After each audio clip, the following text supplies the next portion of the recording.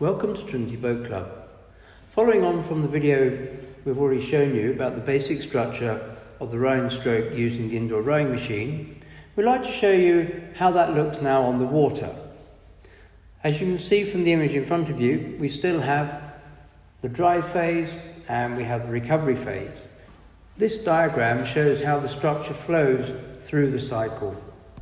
We'll break this down for you now into the different parts of the stroke, and as we go through, we'll point out some of the positions you should be in and some little things you should be looking out for.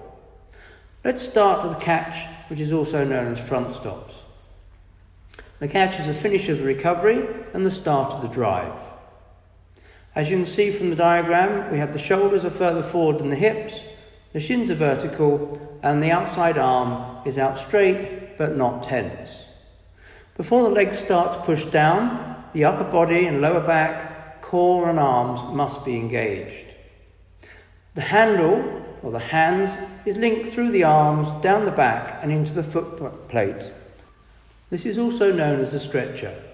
At this point in the stroke, you should have equal weight on balls of your feet. The drive is initiated by the legs.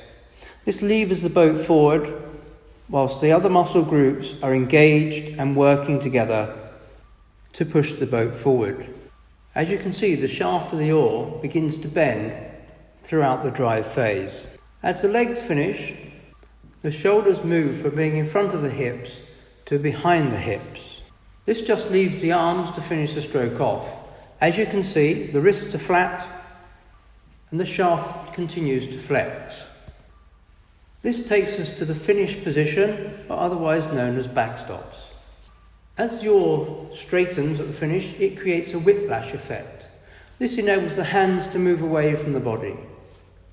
The hand speed around the finish is determined by how much power is created throughout the drive. The outside wrists remain flat at the finish. The outside arm determines the shape of the stroke as the handle changes direction. The movement is very small. Imagine it going round a golf ball. The elbows move past the body in a straight line. The body stays in position with the shoulders closer to the bows than the hips. The inside wrist drops to roll the blade from squared to feathered. This brings us to the recovery phase. This is the point of the stroke where we're allowing the boat to run underneath us, and it's our opportunity to get back into the correct positions, ready to take the catch and the start of the next drive. The arms start the recovery phase. The outside arm stretches away towards the feet until it's straight but not rigid. The shoulders remain closer to the bows at this point than the hips until the outside arm is in position. The body then follows the hands by rolling forward from the hips. Think of rolling to the front of your seat. The hands continue to move towards the feet at this point. They continue to do this until the knees come up and you reach 1/4 slide. From that point on, the hands are starting to rise. The inside wrist rolls back to a flat position, which squares the blade ready to start to the next stroke.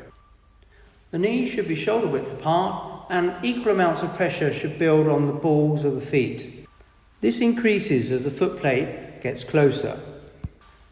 We hope you find this video useful as a reference, and we look forward to seeing you on the water very soon.